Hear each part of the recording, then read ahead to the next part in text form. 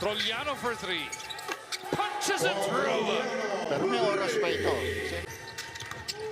Trollano with a finger roll. The defense late. 1-point lead para sa San Miguel. Another foul. Trollano down low. This much. Turns to the baseline and one. Barangedon. He can't got it. He's left alone. Don makes a pay. Defense of MJ Garcia. King down low. Kicks it out. Don punches it through. 96-86. 26 lang ang ginawa ni George King. Trollano inside. He just cannot be stopped up. Yeah, ang ganda kasi ng passing ng San. Trollano hindi nahihiya. And that is a conference best. And look at the way San Miguel just passes the ball. They're so confident.